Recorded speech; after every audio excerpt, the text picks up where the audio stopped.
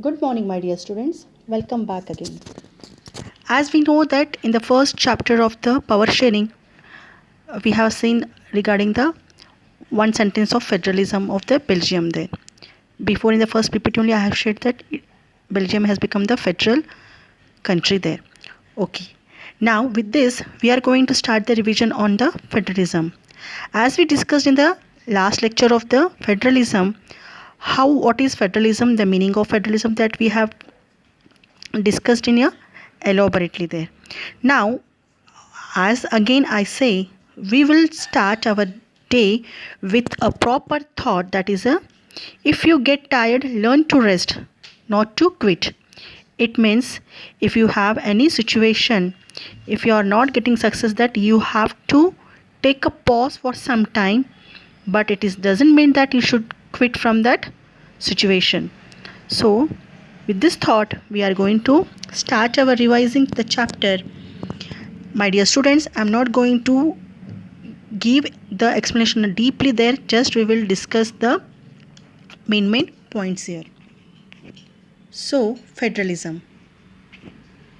What is federalism?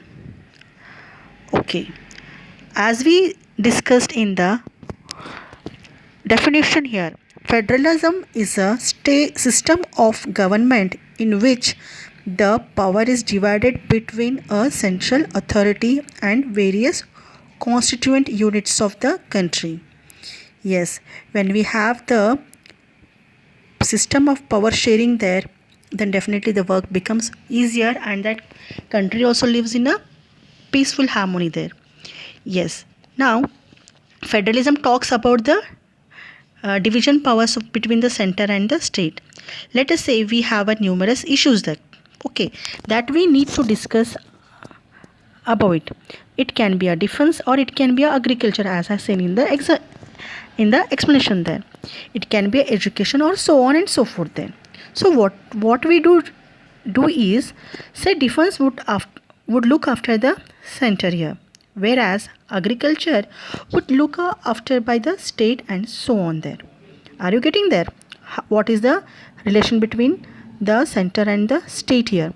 So what happens is ruling become much more easy there for the execution, or the process becomes much more efficient. So that's the sole idea under the structure of the federalism.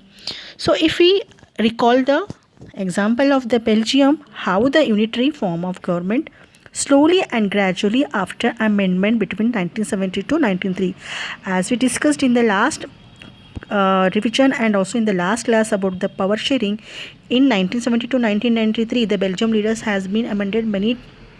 They have changed the amendments of the constitution there, that we have that it has clearly mentioned how that they have shifted to a federal there, after giving the federal after getting the federal as a country, how the power has been shared with the two regions there, that all the structures that we have seen in the last section there. So here the structure where equal representation were given to both the stakes, both the linguistic group there is in the formation of languages there.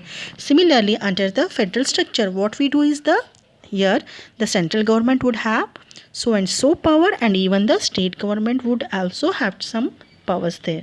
We usually say the state government would look after day-to-day functions and day-to-day administrations there, right? In the as the local government we can take. Means here from the state to we are sharing the powers to the local government also, their level or the level of the states. However, the central has much fewer subjects that are more important. Okay, in central if we consider, they are more the important there. However, the idea of federalism differ from state to state. It is not meant that every state have the same features. It may vary also, and country to country also. So later on this section, we have focused specifically in India also, and how we got the idea of federalism and the benefits there. So this is the meaning. What about the what has given the deep elaboration or deep definition of the federalism there. Now in the federalism there are levels of government. In federalism usually a federation has two levels of government. That is, first one, a government the entire country that is usually responsible for a few subjects of common nation interest.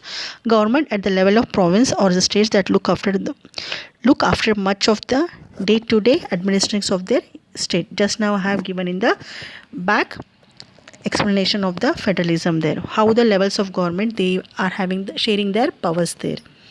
Now if we go to the key features of the federalism there, as we studied elaborately in the key features of the federalism in the last class, children, as we know that, let's we talk about the world map that is there in that federal, how many federal structures of the government has been contributed to 40% of the world's population there.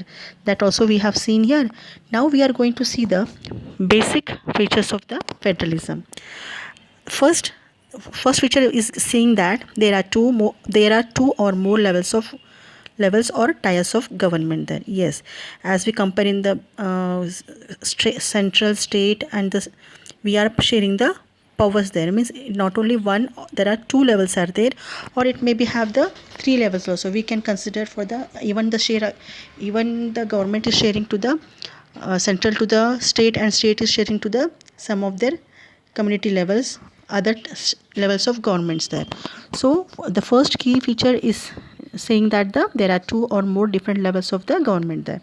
So different tiers of government govern the same citizen, but each tier has its own jurisdiction in the specific matters of legislation, taxation, and here administration.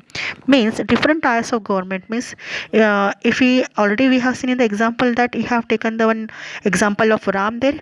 Do you recall the example of Ram? If Ram is staying in the Maharashtra, he will be having the rights of the Maharashtra government also, and also the he will be belong as a part of India. He will be having the rights of the central government also.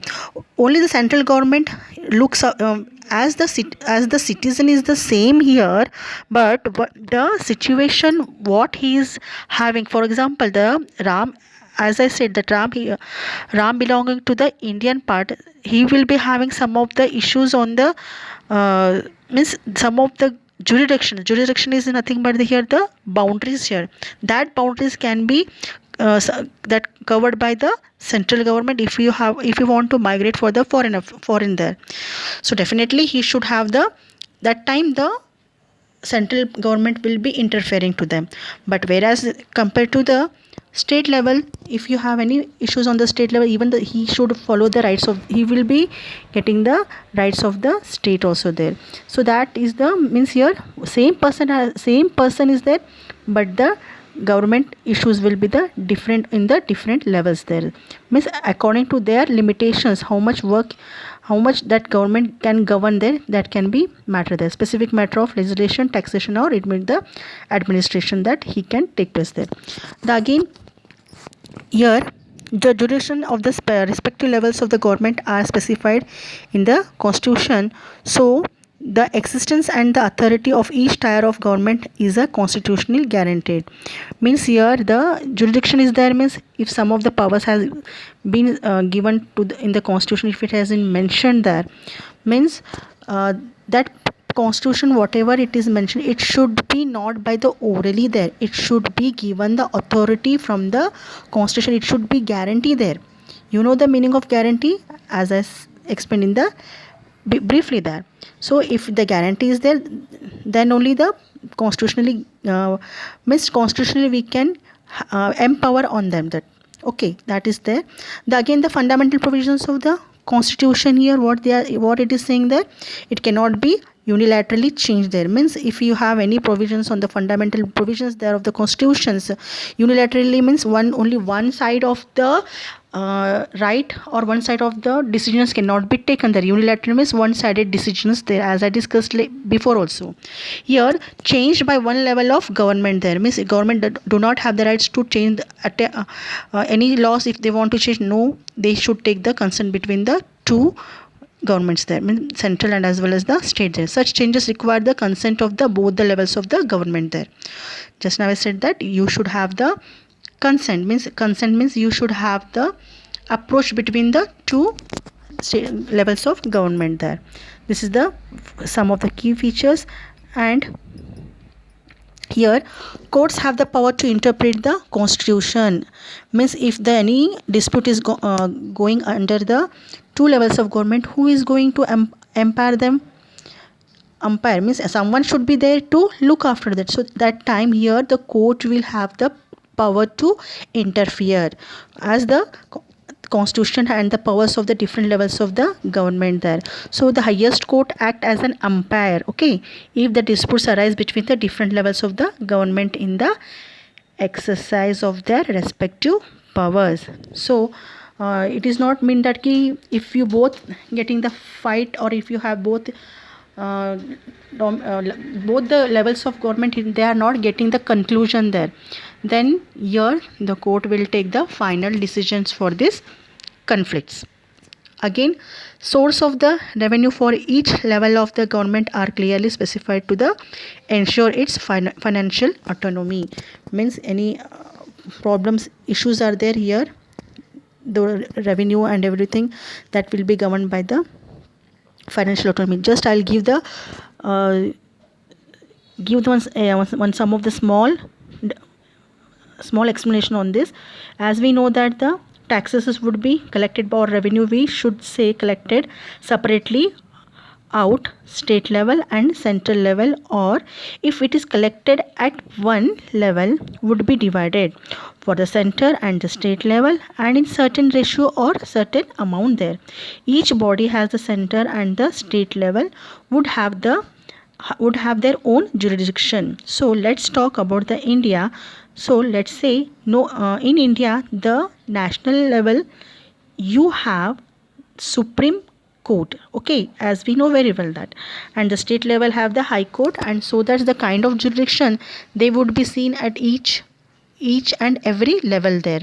So if there is a requirement of fundamental change in the constitution provisions, both the center and state should have their safe and should have their basically to make the change in ultimately. So it brings is the more unity and tries to protects the regional diversity of each and every region, and tries to maintain the trust and the argument there. So this is what the features of the federalism states that. Now coming together, so my dear students, this is what just I have concluded it. The federal system has the dual objective to safeguard and promote the unity of the country, while the same the accommodated regional diversity. Just now I have explained you that. Therefore, two aspects are crucial for the institution and practice of the federalism. Governments at the different levels should agree to some rules of power sharing then. So that is also one correct, that if you have the rules of the power sharing, then the work become again easy then. They should also trust that each would abide by it, part of the agreement then. An ideal federal system has both aspects, mutual trust and the agreement to live together. Just now I have explained here. Now hope you have got clear students there. Now next we are moving to for the types of federations there. As we know that the two basic forms of federalism, again it's very very important. That is a coming together federalism or federations we can say, and holding together federations. Okay. Now here, what is the coming together federation? It involves the independent states coming together and their own to form a bigger units there, so that by pooling sovereignty and retaining identity, they can increase their security there. Example, USA, Switzerland and Australia. Yeah, let me explain. In coming together federalism, what will be the? We say you have an independent states that are the try to maintain their own identity and sovereignty and increase their security by coming together. Means here we have said that could be seen in the nations of Australia, Switzerland, America. So all these states have equal power there. They are very strong as the federal government. But if we take in the case of the holding together, like for example in India, this is not the case as come the coming together. But in the India, if you see, we have a holding together federalism. Holding together federalism implies that the country is divided into two states, but the center would but the center would to divide the powers between the state and the center there. So that's the basic difference coming together federalism and holding together federalism. Means center is having the more power to govern it.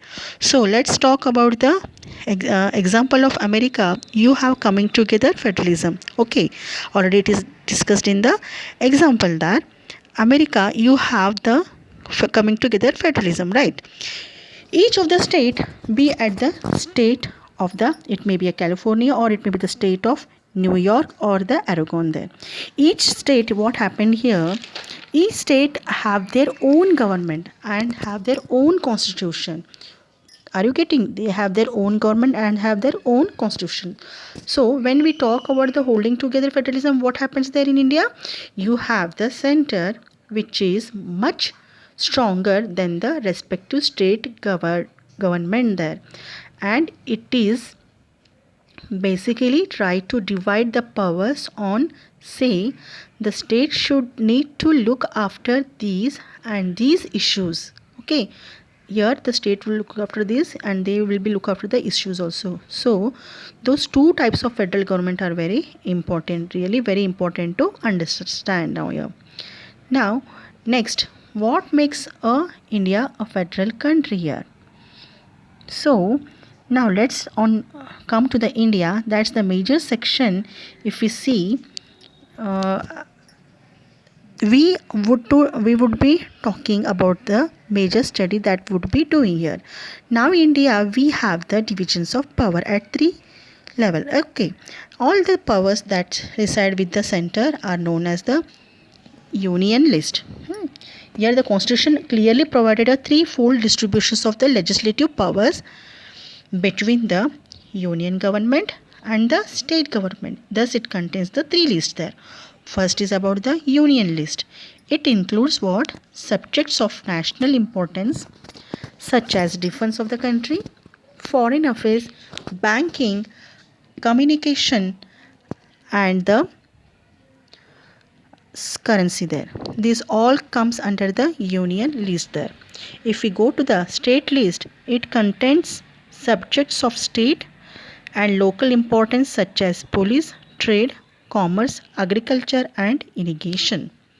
If we come to the third list, that is the concurrent list, it includes the subjects of common interest to both the union government as well as the state government such as education, forest, trade unions, marriage, adoption and successions there. So these are the three lists of the constitution that has been divided as the list there. Okay, hope you have getting the clarification of the once again with the revising things. Shall I go to the next one? Basis of the creation of states in India here. How it has been created in the India here now. If we see, the creation of the linguistic states was first and major test of the democratic politics in India. This was done to ensure that people who spoke some language lived in the some same state. Example, if we can take the Gujarat, West Bengal and the Bihar there. Some states were created not on the basis of language but to recognize difference based on the culture, ethnicity and the geography there. These include states like Nagaland, Uttarakhand and Jharkhand. Do you get in what is this? These are all. These are the three systems of three system of the government, and here we are seeing the status of the union territories and the states there. These are all. Yeah. Next, if you go, language policy means here what makes India a federal country. We have seen three tiers of government that we have seen. We have now we are seen also the how the federalism is practiced in our country now. The before that we have seen the sharing the powers between the union and the state governments there. Now we are going to see how this federalism practiced in our country. According to the constitution, we have seen that it has been practiced with the language policies there. Linguistic policies, we know very well how the federalism practiced. Here in this slide we have seen that on the basis of creation of states in India, how it has been created.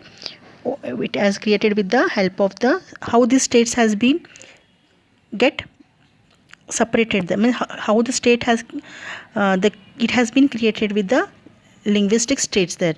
So as we know that the creation of linguistic states was the first and at a major test for the democratic politics in our country there. After independence in 1947, that boundaries of several old states were changed to the order to create a new states there. This was done to ensure that the people who spoke the same language lived in the same state there, isn't it? Yeah. Again, we have also seen that some states were not created on the basis of language but to recognize differences between on culture, ethnicity and geography. Okay, these include states like Nagaland, Uttarakhand and Jharkhand.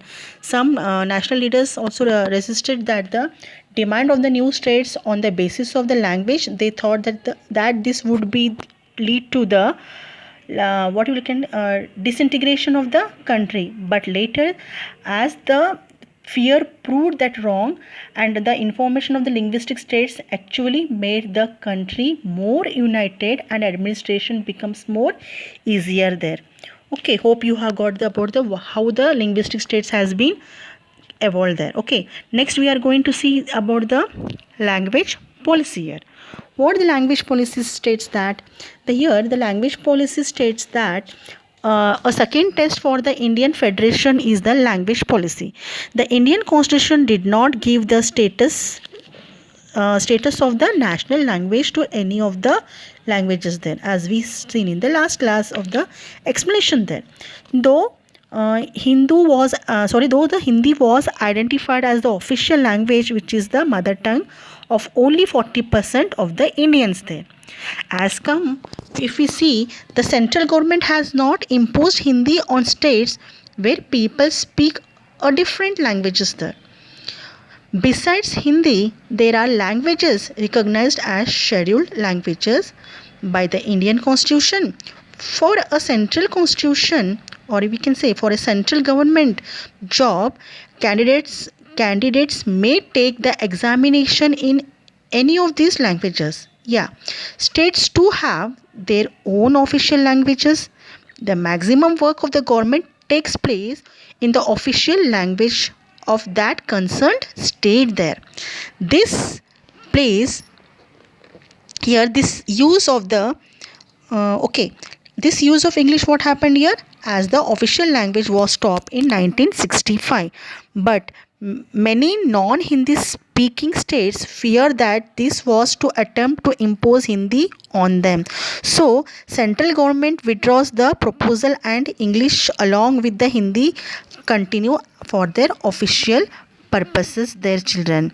So hope you have got about the clarification of the language policy also there. Now next we are going to see about the center state relation here. The third one is about the center state relation here. Here, as we see that the reconstructing the center state relation is one more way in which federalism has been strengthened in practice. So all this change significantly after 1990. This period was the rise of regional political parties in many states of the country there. So this was also beginning of the era of the coalition government, we can say. Here what happened here, reconstructing the or we can say the restructuring the center state relations is one more was the way to in which the federalism has been strengthened in practice. Though Indian constitution has demarcated the powers of the union and the state governments, means they have shared there. Still the union government can have influence over the state in many ways there. In the past the central government many times misused the constitutions to dismiss the state governments that were ruled by the rival parties there. So this undermined the spirit of the federalism.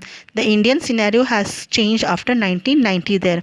This was the beginning of the era of coalition government at the center there. Okay, that why we have formed the coalition government, and the free deep explanation I have given in the your explanation of the this chapter there. Since just I am revising children, since no single party got a clear majority in the Lok Sabha, the major national parties had to enter into the alliance with the many parties there, including several regional parties, to form the government at the center, or it led to a new culture of power sharing and respect for the autonomy of state governments there.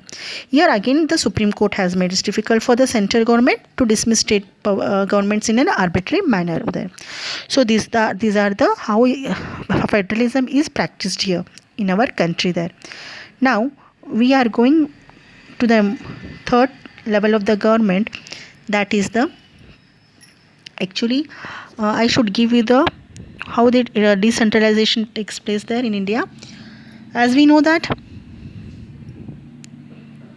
okay, before this I'll give the explanation on the decentralization in India there. In the decentralization of India, here what happens there? India is a vast country, as we know very well, and cannot be run only through the two tier of government. Okay, that is the mentioned clearly there. States of India are very large and internally very diverse there. States in India are in large and independent countries of the Europe, right? Federal power sharing in India needs to be the tier of the government there. Below the states government, thus there is a need of power sharing with the each state there. Okay, it is not mentioned that only center should be there, only state should there, even some of the powers has been shared to the local also there. When powers is taken away from the central and state government and given to the local government is called the decentralization. Got it? Here the basic idea behind the decentralization is that there are a large number of problems and issues which are best settled as the local government there. So these are the third tier of government, we can say here again. So it has been divided again to the, they also share their powers there. So what local government, what it has given the statement that there is a third tier of government is called the local government there. This local government includes panchayats in villages and municipalities in urban areas there. Okay, now just try to understand clearly there. But elections were not held regularly under local governments were not given any power by state government there. Here a major step towards the decentralization was taken in 1992. The constitution was amended to make the third tier of democracy more powerful and effective there. So what are the amendments they have did here? We can go there. The provisions made in the constitutions for the effective and local government are: it is constitutionally mandatory to hold regular elections to local government bodies here. Seats are reserved in the elected bodies and the executive heads of these institutions for the scheduled caste, that is the SCs, scheduled tribes STs, and the other backward classes OBCs besides women. At least 1/3 of all the positions are reserved for the women there. The state election commissions has been created in each state to conduct panchayat and the municipal elections there. That is the amendment in the constitution after the 1992 there. Now here panchayati raj system there. In the rural local government it is popularly known as the panchayati raj there. This is a council consisting of several ward members, often called panch, and other president to as a sarpanch there. It is decisions making about the government for the So this is a council of consisting of several ward members, often called Panch, and the president or a Sarpanch there. It is the decision making body for the entire village. Here a few gram panchayats we can say are grouped together to form that usually is called the Panchayat Samiti or the block mandal. Okay, all the Panchayat Samiti or mandal in a district together constitutes the Zilla district parishad there. If we come to the next, there are two level governments in urban areas, that is the municipalities. They are set up in towns and also controlled by the elected bodies consisting of the people's representatives. Municipal chairperson is the political head of the municipalities. My dear students, already I have given the brief explanation about this, that you can go through with that. Just I am giving the just shortly, and whatever it is they mentioned in the PPT, I am revising it to get it recall or to get it back once again here. Okay, so don't think that ma'am you are not explaining here. So revising here, my dear students, just for the explanation, already it is given in the last class there. So here again what happened here, municipal corporations in that in the urban level of government, that municipal corporations are there. They are set up in a big cities and are controlled by the elected bodies consisting of people's representatives there. Here in the municipal corporation, mayor is the head of the municipal corporation there, and whereas in the municipalities, who is the head person there, municipal chairperson is there. That you should remember in a very proper way. So frequently asked questions, before discussing this one, let me say you that I have not given the explanation on the Zilla Parishad here. Okay, fine. So this point has been left out. So I will recall it. Zilla Parishad here. All the how the Zilla Parishad is formed. Just recall the example of that. The all the panchayat samitis in a district together constitute the Zilla. That means group of panchayatis there. That becomes the Zilla there. Zilla is nothing but here district Parishad. Most members of the Zilla Parishad are elected there. Moreover, members of the Lok Sabha or MLAs that district and some other officials of other district level bodies are also it's the members there. Got it in Zilla Parishad. Okay, in that what happened again, Zilla Parishad chairperson is its political head there. Who is the head of the Zilla Parishad? Political head is the head of the Zilla Parishad here. Let me recall with the once again from the Panchayati Raj. So if we see in the Panchayati Raj,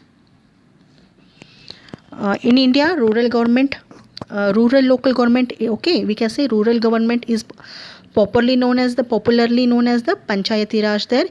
Each village or a group of villagers in some states have a Gram Panchayat there. This is a council consisting of the several ward members, that is the Panch, and the president is the Sarpanch there. Who is the head of this word? Panchayati Raj. Sarpanch is the president there, or we call as the head there. They were directly elected by whom there? They were directly elected by the adult populations of that ward, or we can say that the village there. Fine. It works under the supervision of whom? Under the supervision of from the Gram Sabha there. What this Gram Sabha is doing there? Gram Sabha meets at least twice or thrice in a year to approve annual budget and review the performance of the Gram Panchayat there. Hope you got it clear now. A few Gram Panchayatis are grouped together to form as a block, or we can say the mandal there, or we also can say the Panchayati Samiti. Fine. The members of these representatives bodies are elected by all the panchayat members in that area. Hope you got it. All the Panchayati Samiti or mandals in that area, district constitutes the Zilla, that is a Zilla Parishad. Okay, that the Zilla Parishad I have explained you properly there. Who is the head in the Panchayati Raj? Sarpanch. And after that they forms the many group of the villages to form the Zilla Parishad there. And in Zilla Parishad, who is the head here? Chairperson is the political head person there. Again, if we come to the municipalities, as we seen in the municipalities, in big cities or there are big municipal corporations, both the local governments and the that local government bodies are controlled by elected bodies consisting of people's representatives. Try to understand. Okay, municipal chairperson is the political head of the municipality. In the area of the municipality, who is the head here? Municipal chairperson. That we are going to see in the urban local government. In urban local government, we are going to see the municipalities and the municipal corporations there. Okay, here again, mayor is the political head of the municipal corporation. If you see in the municipal corporation, who is the head here? Mayor. So overall there are about 36 lakh elected representatives in the panchayats and the municipalities, and 1/3 of them are as the women. Means here the women also we should give the reservation there, which increases women's voice in our democracy. So this is about the urban local government. See, if we have shared the powers among from the central to state to some of the local governments, again in local governments we have shared the powers in the levels of government, again in the local rural government we can say, or urban rural urban local government. So these are the some of the power sharing if we do. Again here everyone will be happy in among the country and among the states and among the cities there. We can take the cities or where the place we can live there. So here due to the power sharing, what happens here, the work is running in a very smooth way there. So constitutional status, what it says that constitutional status for local government has helped to deepen democracy in our country there. Fine. Most states governments have not transferred significant powers to the local government and have not given adequate resources to them. So we are still a long way from realizing the ideal of self government there. So this makes me to stop this chapter here only. Just I have revised it in a short way. So if you have still any problem or any questions, so you can ask me in the feedback or in the doubt session, clearing session is there, no? That time also we can go there. So here in this chapter what we have learned. So let me summarize that. Federalism we have seen. Okay, we have seen the federalism broader meaning that we have seen, and the key features of the federalism that we have gone through. Yes, each key feature what it explains in that chapter we have seen. And also we have seen the exact balance of power between the central and the state government there, and the federal system versus unitary system. So hope federal system versus unitary system you have got the clarification there, what is the federal system and the unitary system. If you have any query on that, you can ask me at any time here. Again we have seen the what makes India a federal country there. Three tiers system of government that we have come across. Special status for Jammu Kashmir, that also we have seen, but I have not revised in the revision there. We have seen that Jammu Kashmir is also in the explanation that how the status of union territories has been divided there. Before the independence, how many union territories and how the states were there. After that, after getting the independence, how state has been evolved and what are the powers has given there, that also we have seen there. And next we have seen about the sharing powers between the union and the state governments there, that also we have come across. And next we have seen the topic about the how federalism is practiced in our country there, that we have seen that the main thing that was the linguistic states, language policy and the center state relation. These three main headings we have come across there. Next we have gone through with the decentralization in India. What is the decentralization broader meaning that we have seen. In that again the local government that we have seen come across. After in that local government, how the power has been shared with the Panchayati Raj system, with the Zilla Parishad, even the municipalities. Then what is the main here, the constitution status of local government, that also we have summarized there.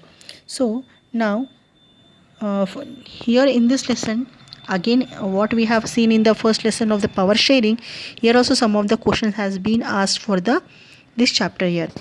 Here what happened, frequently asked question is that what is federalism, you know very well. You have to give the brief description on the features of federalism, again the dual objectives of federalism there, how it works there, that the state and the central there. Again, what are the three types of federations there, specific you have to mention it, that coming together federations and the holding together federations, that we have to make the answer for that. What makes India a federal country? Is India a federal country? Yeah, on that also you should give the proper explanation on these questions. Third, next one question is that the union list, state list and the concurrent list, you have to give the definitions and their examples there. Again, next one is about the how federalism is practiced in India, specific, that is the linguistic states, language policy and center state relation, that we have properly elaborated with these three. So you have to write step by step what does it mean and how it defines it in the situations there, that all things you have to mention there. What do you understand by the decentralization? Again, that you have to give the explanation on that, and what are the steps taken in 1992, that also you have to elaborate it here. Again the rural local government, urban local government, what are these, how it works and how it runs with the people's concern there, and how the power has been shared with that, you have to write it there. So before saying me the thank you there, again I always say you that please write these questions once again in your text in your class book, with the help with the reference of your textbook, and whatever it is mentioned in the PPT slides, you can take the screenshot and you can write the points too there. Even in the next session we are going to discuss about the mind map of these lessons, and the last lessons whatever we have completed, you have to complete the classwork again and again. I'll be repeating again and again. Please children, go through with this and don't waste the time. So don't get confusion on this chapter. If you have again any questions or any doubts, so please can communicate with me. Fine. So again I should say take care and have a good day, and please try to complete the classwork as earliest as, don't keep any pending works there. Regarding this, if you have any difficulty, if you are facing to write the answer also, please can ask me, don't hesitate it, okay, and don't keep any incompletion work there. Fine. Okay, take care, bye, see you for the next lesson, that is the as I'll come you again, join you with you all. Take care, bye.